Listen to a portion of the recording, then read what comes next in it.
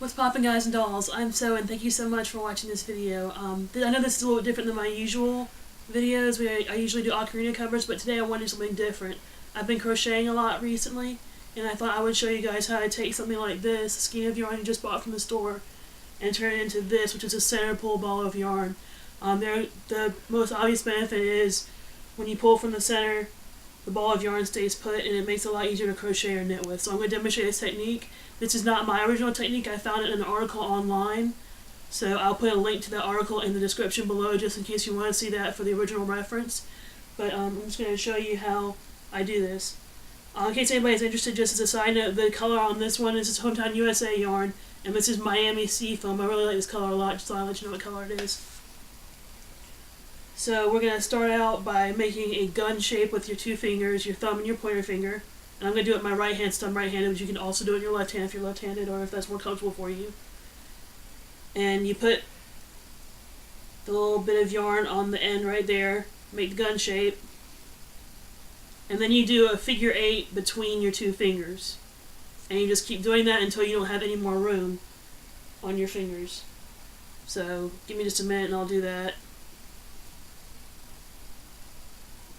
And just kind of keep winding it back and forth.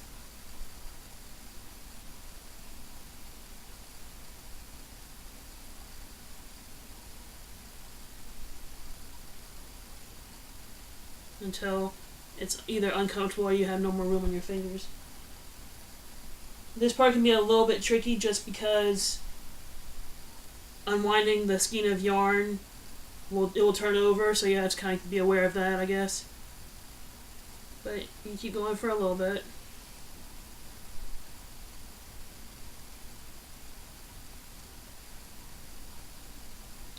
And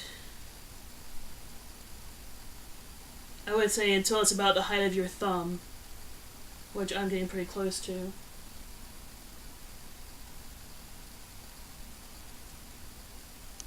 So for the sake of time in this video, I'm just going to call it right here.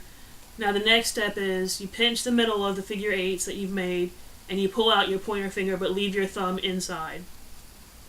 Just like that. And this is kind of the hard part, but it takes a little bit of practice, but you can do it.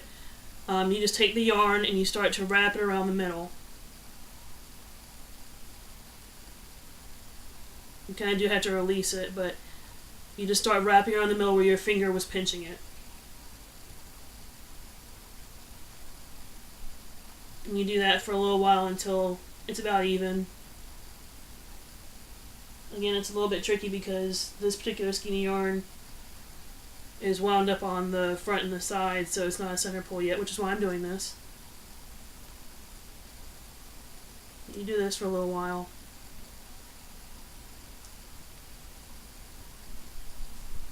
And it may seem a little awkward to do this or to even watch it, I suppose, but it's worth it in the end. We have a center pull ball of yarn. So I'd say that's about where you want to get.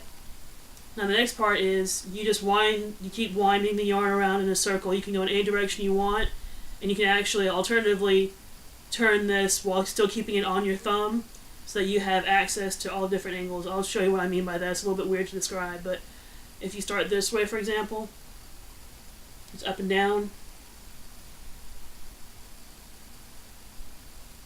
Hope you guys can see what I'm doing. Unwind it a little bit. Oops. And you just keep doing this. I'm hoping this ball will turn out as pretty as the white one. This one is pretty evenly wound. I did a good job on it. But that's covered, so we pick another direction, and like I was saying, if you want, you can always turn it this way if that's more comfortable, and then just start winding it in a different direction. Hang on, I gotta unwind it for a second. The other danger, as you just saw right there, is some of the yarn might come loose. It doesn't have to be perfect, but it's always good to make sure that you have it wound well enough so that, you know, when you take it out of your bag, it's not falling out everywhere, because I had that problem with one of my other balls of yarn.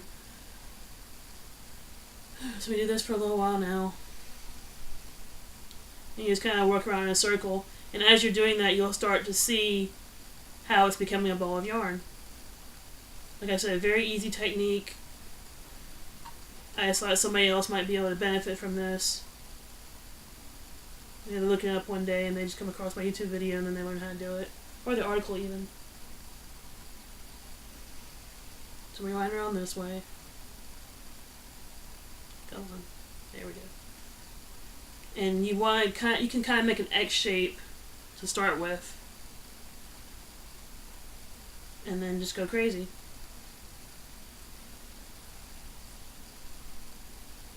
And this is about, I think, 5 ounces of yarn, so it'll give you a decent sized one. If you have larger, you might have to cut it at some point so that you're not, I guess, having difficulty working with it. But I have some, I think they're 15 ounces skeins that I might do this with, but I'm probably be cutting that up because that's a lot of yarn to do in one go.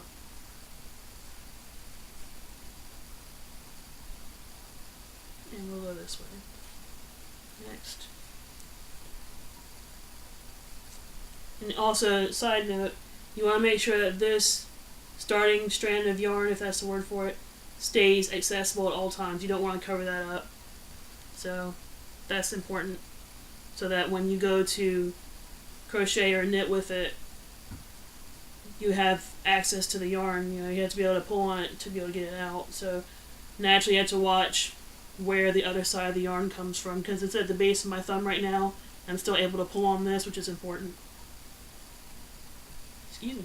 Gracious. Keep working until this is a full ball of yarn. Oops, on the floor.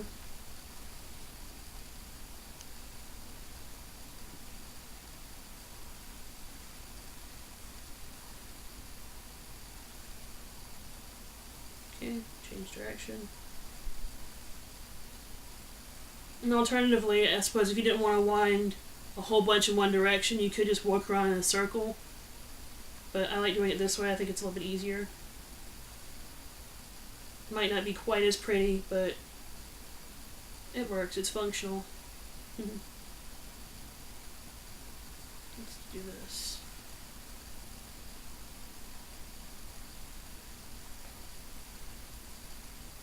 Hope y'all have been doing well. Also, I should mention, I guess while I'm doing this, I have a little bit of time to kill.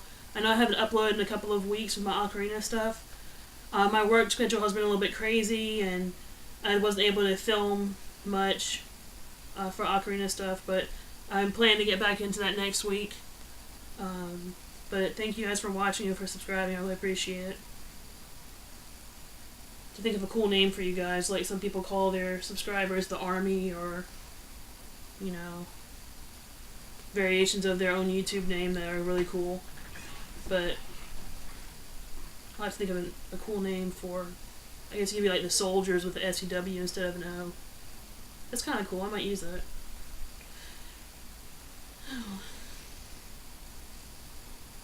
So it's starting to get a little bit uneven, so we're going to straighten that up a bit. Going in this direction. And you keep winding.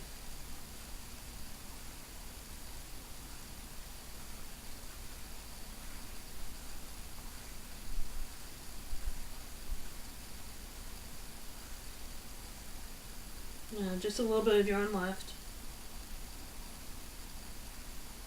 This way with it. And it fell down, but that's okay. It's short enough to where it doesn't really matter. An alternative, if your arm does start to get tired, I did a few of these back to back a few days ago. If your arm starts to light up on fire, so to speak, you can just always move the ball instead of moving this arm, so that your arm gets a break, whatever arm you're not holding the ball of yarn on.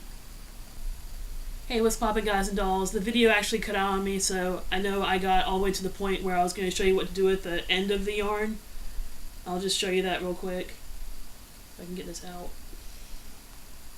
There we go. So when you come to the end of the yarn, all you do is tuck it underneath one of the already wound pieces of yarn. Just take this and tuck it underneath. Very simple. Very simple, and yet I can't seem to do it. It's hard to do one-handed.